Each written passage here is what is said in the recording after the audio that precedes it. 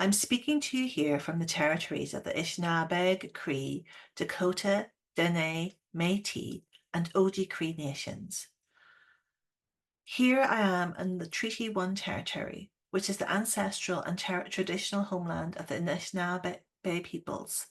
Treaty 1 was signed in 1871, and it took this territory from 7 local Anishinaabe First Nations in order to make the land available for settler use and ownership.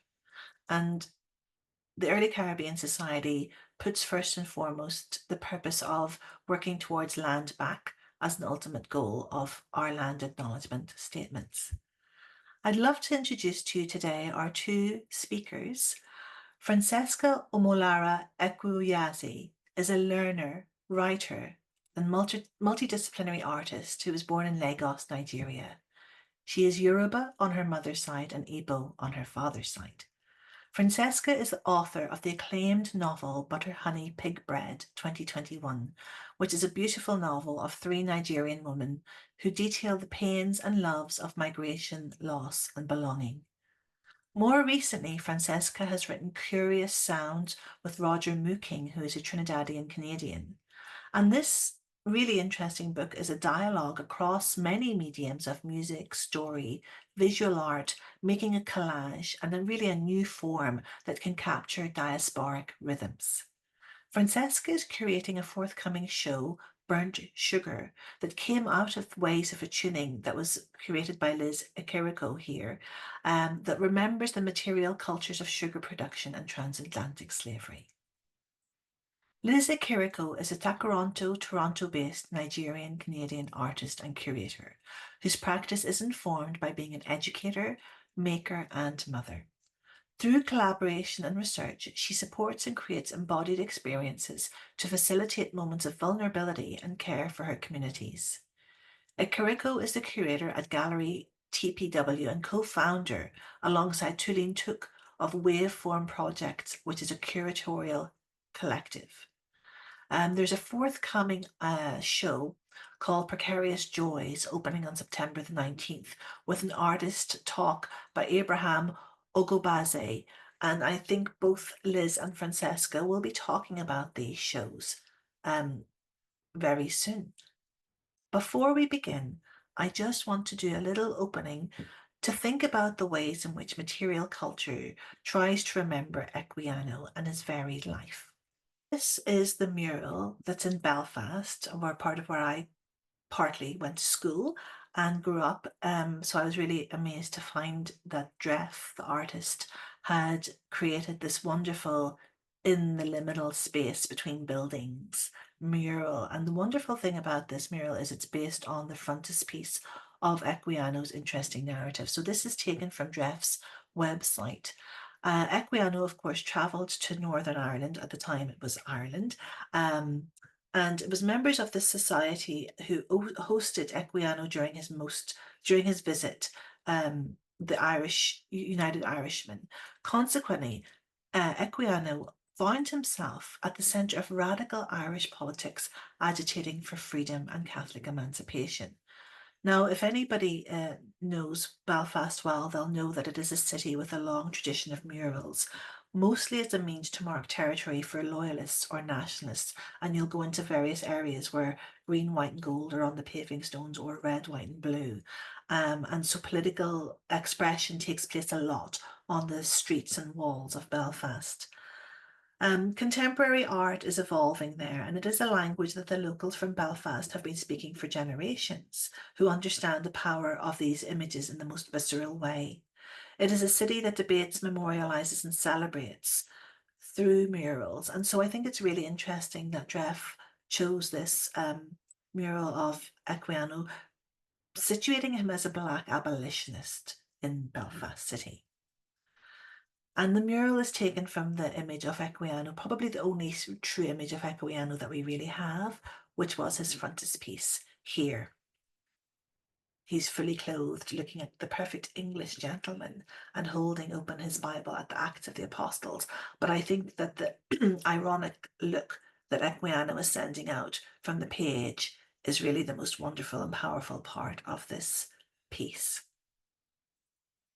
Here is another plaque in Bridgetown, Barbados, which is really, again, sort of hidden in a certain way, but also it's there. And again, this is on a website, Remembering Bajan Things.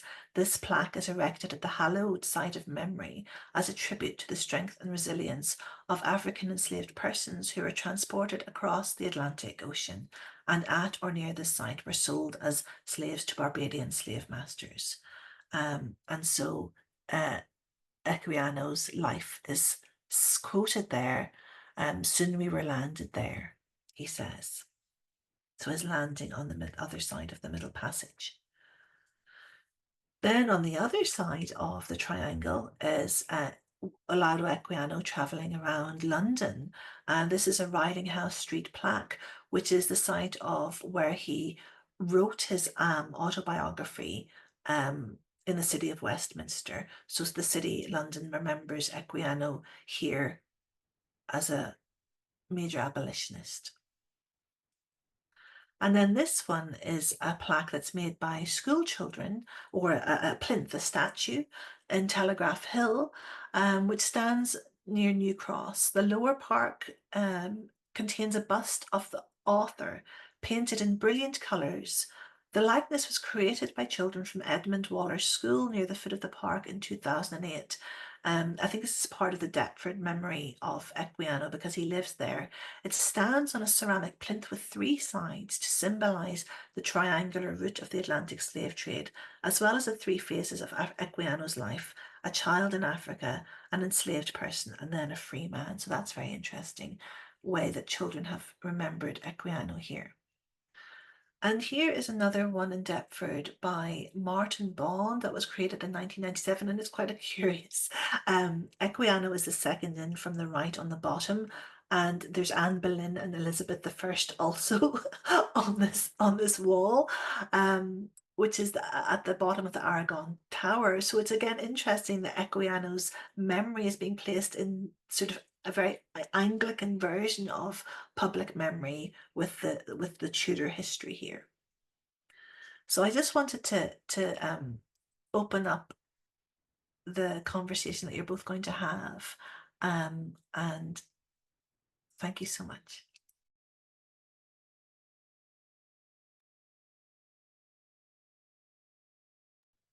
Thank you for that introduction. It was through you, Carrie, and your well, just conversations with you that I started to learn more about Equiano. And I'm really astounded that it was just not part of my formative education from Nigeria through to the States and even here in Canada. So, um, yeah, just the what I've read about him, what you've shared about him, is just really connects so much with my own interests as an artist and a writer. Um, yeah, I'm excited to talk more with Liz about it. Um, Liz, I was wondering if we could start by just talking about you and your practice as an art maker, as a curator, as a, everything. For sure. And yes, I just wanted to thank you both for inviting me to have this conversation. I'm really looking forward to it, and also have known of Equiano for a while, but really didn't know as much as I do now. And I find his life and kind of thinking about his memorialization as such an interesting point of reference that I think will be really interesting for this conversation. But to give a little bit of background on who I am, and something that I really was hoping that we could do too, Francesca, is kind of, yeah, like you said, in some ways, like kind of orient ourselves within this conversation in terms of who we are, and also in terms of place. So I live in Takaranto, Treaty 13, home to the Mississaugas of the Credit, the Anishinaabe, the Chippewa, the Haudenosaunee, and the Wendat peoples. and which is also home to many diverse First Nations, Inuit, and Métis people. And I am originally from Saskatchewan. I grew up in Regina, and I was raised by my white side of my family. My mom is white, is from an American family. I'm the firstborn Canadian, and my father was Nigerian, from southeastern Nigeria. We are Ijaw, and speak Kalabari, and which is something I'm still working on. In terms of my practice, I've lived in Toronto for 22 years now, and my focus is on photography. I'm a mother. I have 2 teenagers. All of these things inform my practice as a curator and as an artist. I would say that I'm predominantly at this stage a curator, and I allow my artistic practice to be something that is very I protect it. So I'm not necessarily really focused on making in that form of being an artist as something that I do as a livelihood, or it's really just when words or working collaboratively with other artists doesn't fit, then I lean on being able to make, usually through lens-based practice, the things that I haven't figured out how to say. So I think that that's kind of where I will just also just like a little update in terms of the introduction. So I'm the curator at Gallery TPW, and our show that's coming up, that opens on September 19th, Precarious Joys, is a part of the Toronto Biennial of Art. So that is curated by Dominique Fontaine and Miguel Lopez. And Precarious Joys, the iteration that will be at our gallery, is with Abraham Ogobase and Manuel Mathieu, along with Nicholas Galanin. And so on September 22nd, we will be hosting a conversation between Manuel Mathieu and Abraham Ogobase. And now I would love to hear from you, Francesca, in terms of your origins, relationship to land, all of these things. Yeah, thank you so much, Liz.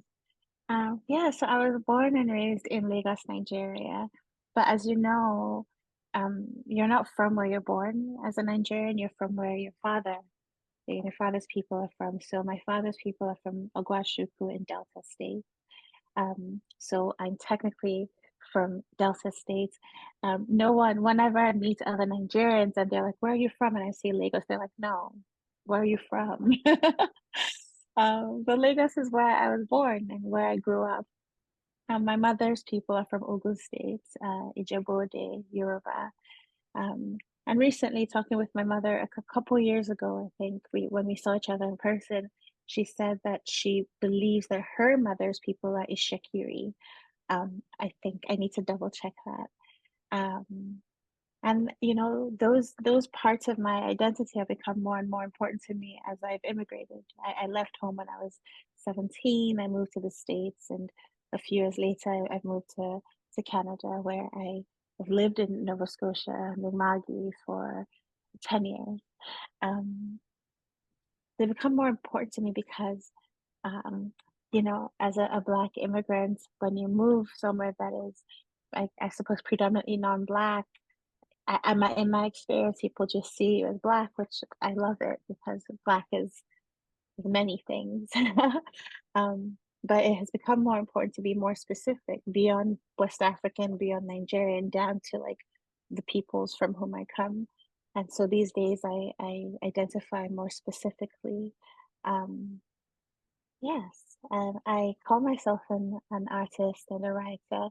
And actually, recently through Liz, I started calling myself a learner because when I signed up and was accepted to Ways of Attuning Curatorial Study Group, one of the artists whose works you showed us is Camilla Jenna Rashad.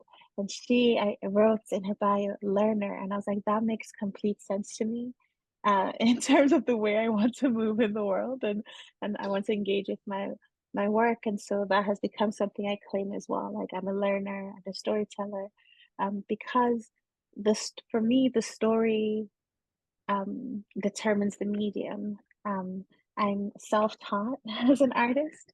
I put that in quotation because I don't know, I don't actually believe it's something to be taught.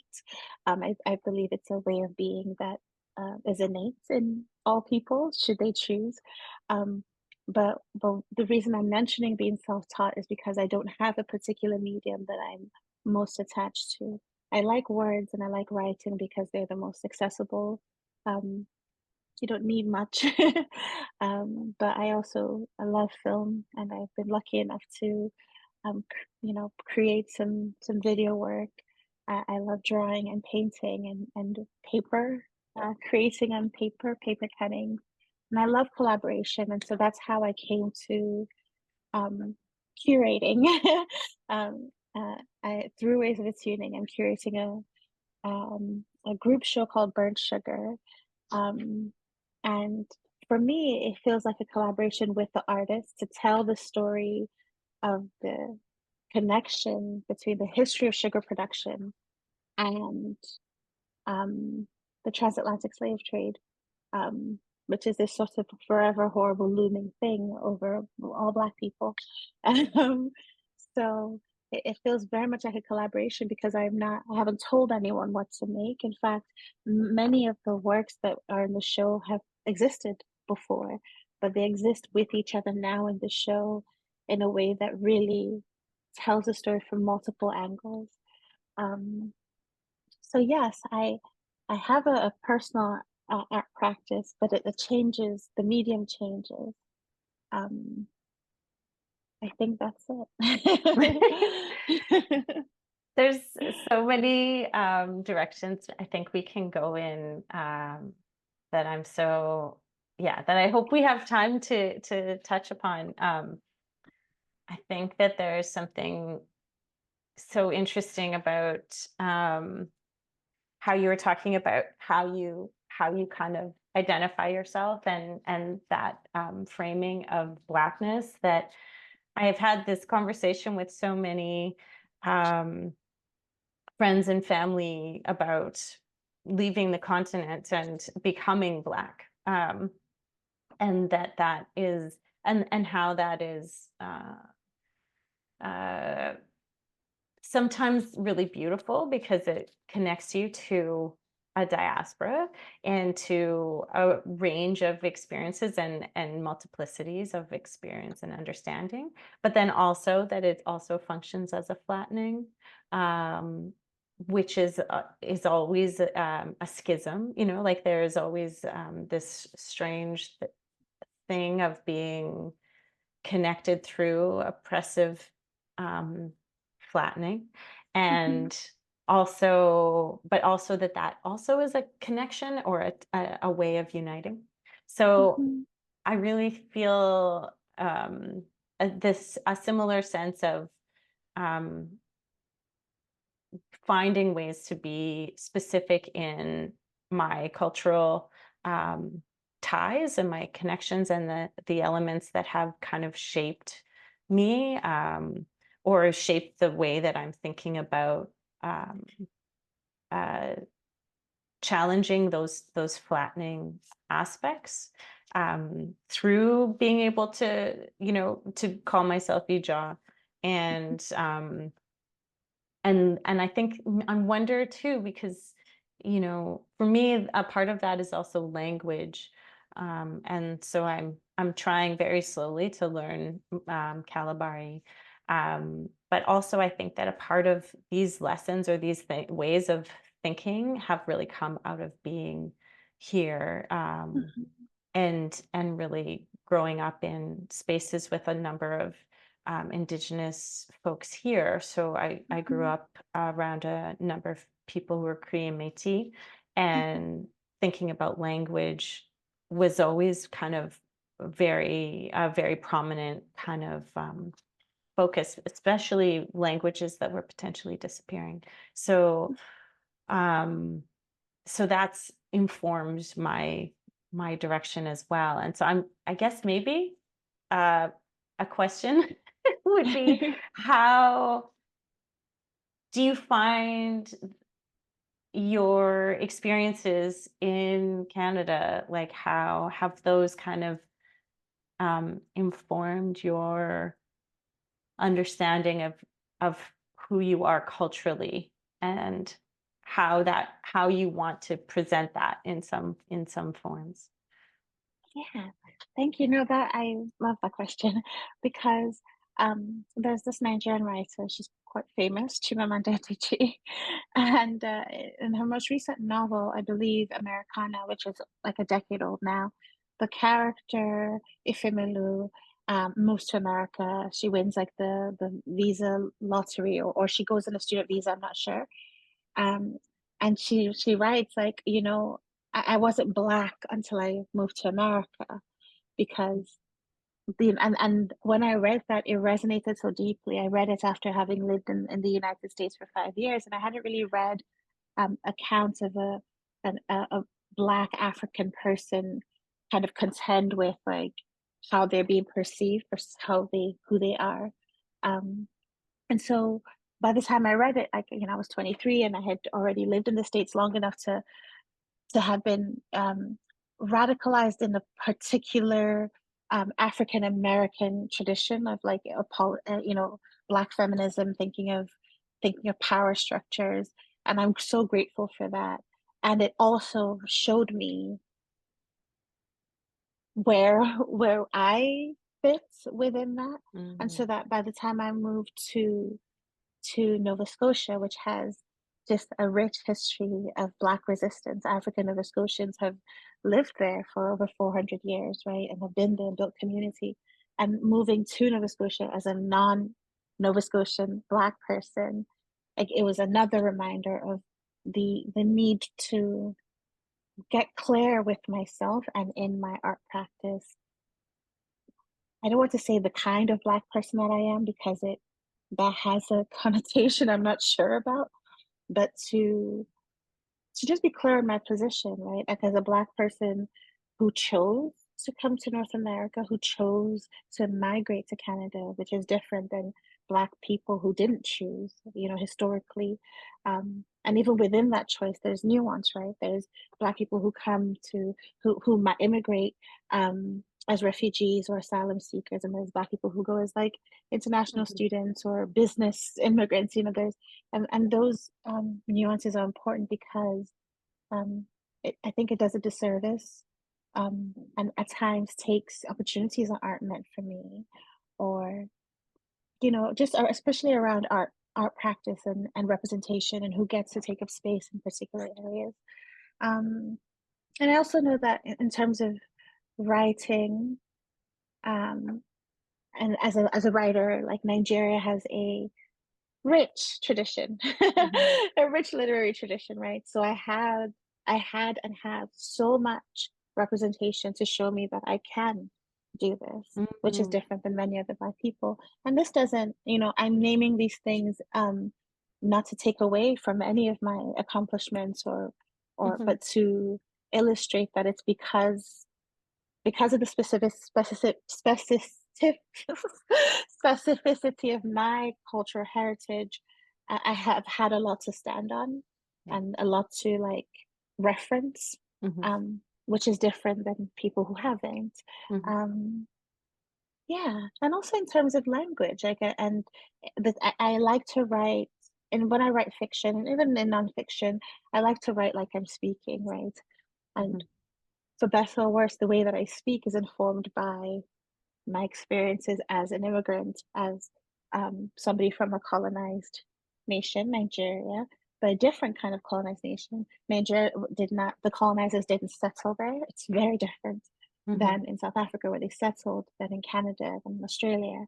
They didn't settle there. So everyone from the elite look like me, the working class look like me. I think there's a real difference in how a person is shaped when your people look like you.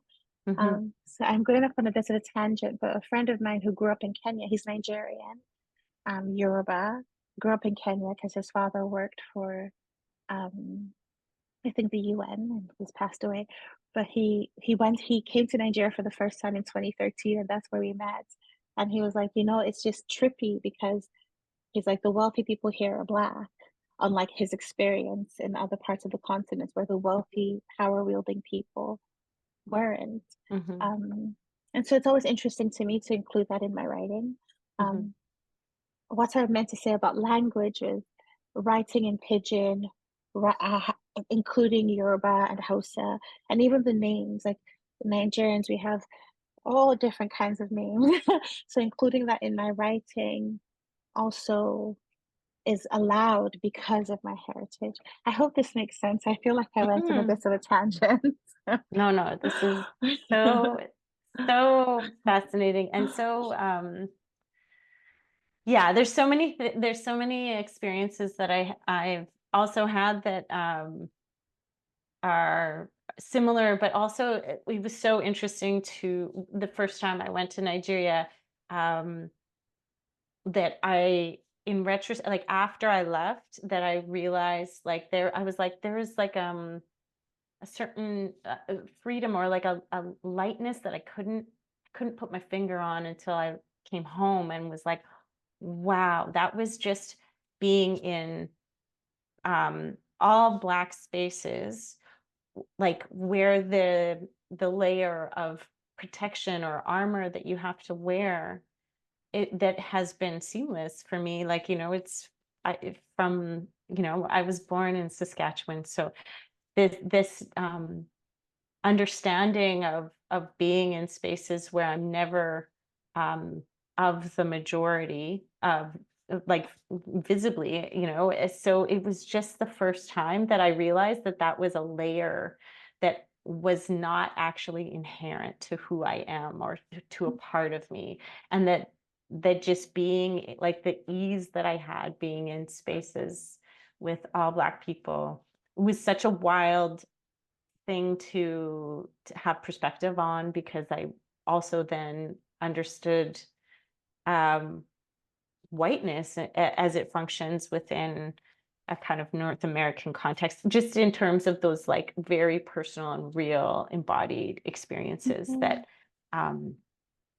I find really interesting. But I wanted to kind of, because you brought up Americana, and I was just thinking about something that I find really fascinating about the time that we're in now in particular. And I know that there's been a history. So in Americana, I'm sorry, I forget the name of the main character. Efemelu. Efemele. I think it's Efemelu? been so Yeah. long. Yeah, I think that's her name. But um, in the story, like, she returns back to Nigeria, and it was so beautiful to see that return, because I think that also really kind of transformed, I think, this idea, like, that also has been, a long history of, from reading books by Chinua Achebe, like, of the mass exodus, or like that, specifically with Nigerians, like that you study abroad and then you potentially continue to work abroad and send money home for your family, and that really informs so many generations. I know for my father, I think one of the reasons that when he left, that he didn't continue a connection with his family was because he wasn't successful enough to send money home, and so there's a lot of shame there.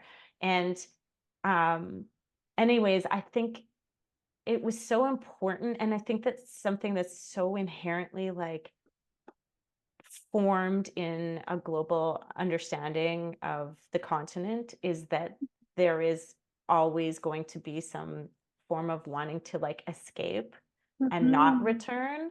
And I think that that's quite radically changing now. There's so many people that are returning and creating incredible arts organizations, and the communities are so like of younger people are so Mhm. fortified, and I think that that's something that really gives me kind of hope of countering the triangle trade, like in terms of that Mhm.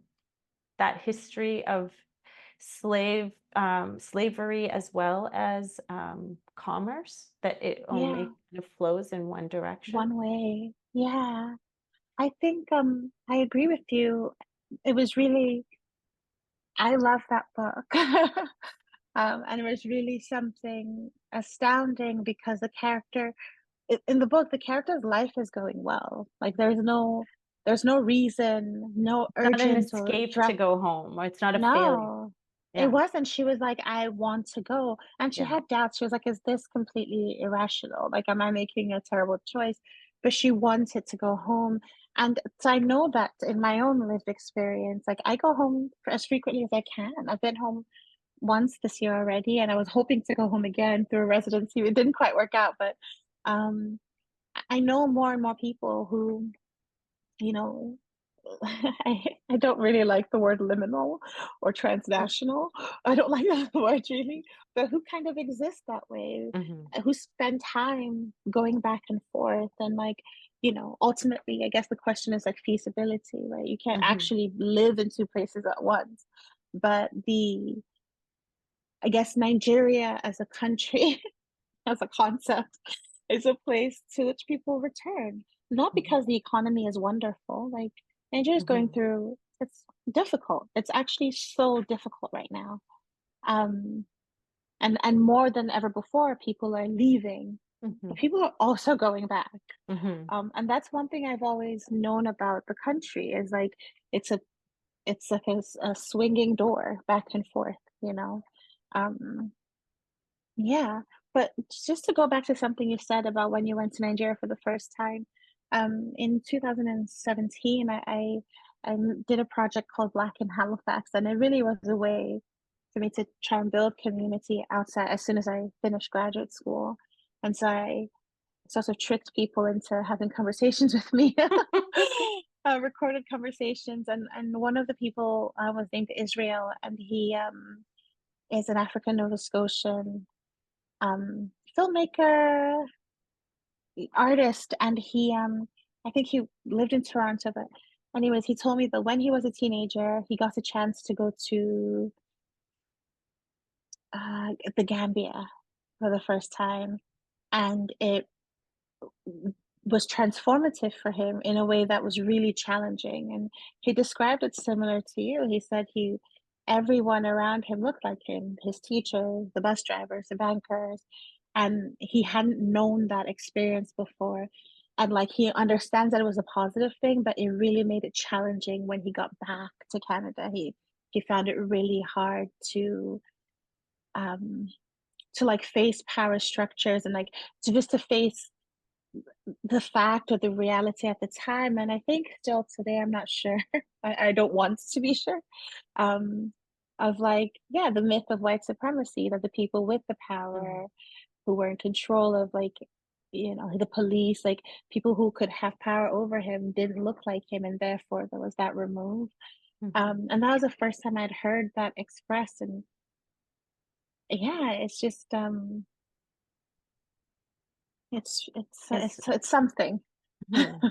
It's yeah, it's quite powerful. It's also um I feel like it's also really it's a part of the I think that experience is so um it's so important because it also or it can allow for us to also recognize those forms of white supremacy and colonization that function within ourselves, that Hmm. potentially um, also flatten our different identities and Hmm. cultural histories, because I think that there can also be a sense of uh, romanticizing certain um, cultural histories, or Yes. when it's not like when we're not surrounded by, or there's ways that we don't recognize. Like I found, and we talked about this previously, but I found that like some of the things that I was also learning about my family and just Nigerian culture Mhm. had a lot to do, like was very much immersed within class structures. So, Mhm. you know, recognize and class structures that function like same but different to here. So, you know, maybe here, if you're of a certain class structure in either Canada or in specifically in Toronto, and you have kids, you will possibly have a nanny, and highly likely that they are Filipino. And in, you know, and actually it's in Americana in Chimamanda's book too, like just looking at, there's the same sort of thing, like where there's like, I think she's trying to decide if she wants, when she goes back, if she wants to have a houseboy or a house girl that makes Mhm. her food and cleans her house. And so Mhm. anyways, there was these things that were really, that challenged me in terms of Mhm. recognizing that some of the elements or some of the ways that I understood my cultural background, you know, were romanticized, and that the Mhm. reality is that there are these systems of control that are very like that function, you know, globally, like across every Yeah. I'm uh, glad you brought up class though, because I've tried to explain to yeah, friends of mine where like, okay, sure, maybe there's always the ghost of colonization, right? It's like mm, colorism and even the way the economy works. Like, yes, you know, like Nigeria's an independent country, sure, yeah, 60 years, I think, 60 or so, almost 60 years. I might yeah, be wrong yes, of independence from the British, but we're very economically like it's it's we're not free. Um, so there's ways like there's the ghosts of colonization, but there's also straight up classism that yes, exists everywhere in the world that really um is so easy to romanticize, which is why I think it's important for me to go home hmm, frequently and be confronted. Um, hmm, and I'm thinking of Everything Good Will Come by Sefieta, which is another novel that is incredibly formative for me. And the character, I don't remember her name, but she comes from a certain class background where she, did her university in the UK and went back to Nigeria for youth service, which is this mandatory, youth service. And she gets married and she's a feminist in the traditional North American idea of the word, like wants her independence, has her independence, but then she's unhappy in her marriage and there's things she's not happy with, like the idea of having a quote unquote house girl, or somebody to take care of the house who sleeps on the kitchen floor. And there's a moment where she's like, I'm a hypocrite. We're hypocrites. Like the what is normal in that in the Nigeria of that book is, and also in the Nigeria of real life, is intense class stratification. But the character, having been radicalized or believing that she's been radicalized, is confronted with that in her own country, in her own home, in her own family. And I always think about that because it's true. There are things about um, I feel inclined to, I'm looking for the root causes all the time of things, right? yeah. Um, Liz, are you okay with talking about what ways of attuning was or is and how that relates to like, because I know it's not exclusively Black, Mhm. um, but yeah, I was just curious to Sure, hear. yeah. Yeah. So, Ways of Attuning came out of conversations that Talene Took and I were having when we were on the programming committee at Critical Distance, the Center for Curators, and which is founded, and the director is Shani Parsons. And we were having these conversations about the submissions that we were receiving, and how there was really great concepts. Sometimes there was curators that had really interesting ideas but that just needed a little bit of support, and that we kind of started having these conversations about the fact that for curatorial practices, that there wasn't really a great incubator or space to really collectively meet to kind of look at what are the forms and structures of thinking. There's a handful of graduate studies programs in Canada that teach curatorial practice, but a lot of times curators come out of art history degrees, and it's a very specific kind of learning. And Talene and I both were very interested in trying to counter that. Talene is Jordanian and Palestinian, and we were talking about how we are seeing so many artists and curators that were really looking at race, culture, gender, colonial structures, and wanting to kind of challenge that through artistic practice. So Ways of Attuning was a program that we developed and got Canada Arts Council funding to initiate. So we had 4 members, including Francesca, and it was really wonderful because it was just like a counter school that we were trying to kind of create that wasn't necessarily hierarchical. So we always wanted it to be something where all of us kind of shared in the learning. And we had guest workshop hosts that were artists, writers, publishers, curators, and every member had an opportunity to work with a mentor or a more kind of developed curator. And we just met monthly for a very long time. I feel like it was like 2.5 years, which was so wonderful. And it was so great to learn about everybody's practice. And so Francesca, your exhibition that opens on the 25th at Critical Distance came out of Ways of Attuning. And I'm so excited about the conversations that we'll be able to have out of Burnt Sugar. I think that's like such a, I'd love to, maybe you can talk about how you came to Burnt Sugar through Ways of Attuning. Yeah. Yeah, it was, well, the idea of sugar as like matter, as an object that exists, as an ingredient or like a commodity good, is through reading is just so inextricably linked to the transatlantic slave trade.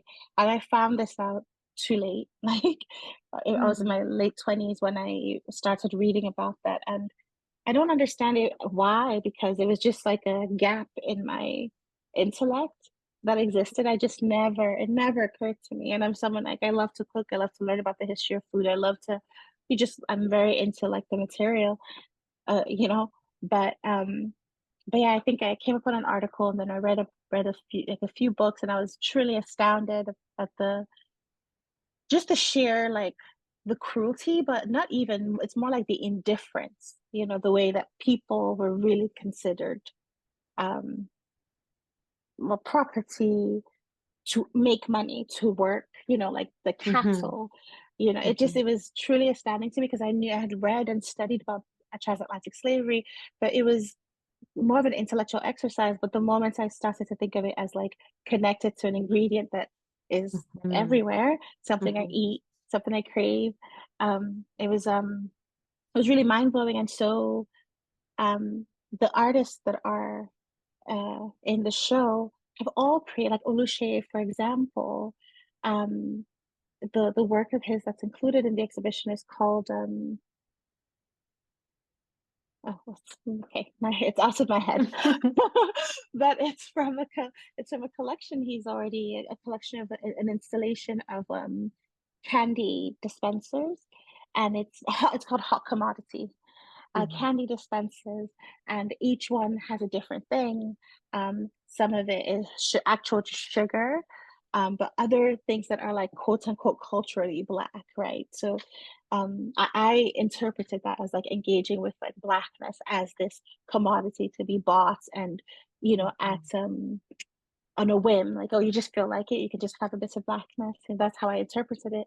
And then Kosichuku Nebe has a film, like a film, but also stills of her processing cassava, because cassava is a root vegetable that I grew up eating, but it's poisonous if it's not properly processed. And the way she has a story around these images is enslaved people processing it to extract the arsenic as a tool to like set themselves free, right? um and yeah, and so, and similarly, Bushra Junaid, this work that she had, it was part of a show called Here We Are Here about contemporary Black artists, and it's I forget a stereo view of children eating sugarcane in the sugarcane field, but it's overlaid with like ads from, I don't remember the exact dates, but ads are for sugar related goods like rum and molasses. And so there are artists already creating this work around who already knew, obviously, and we're creating this work. And I also was reading about Carol Walker.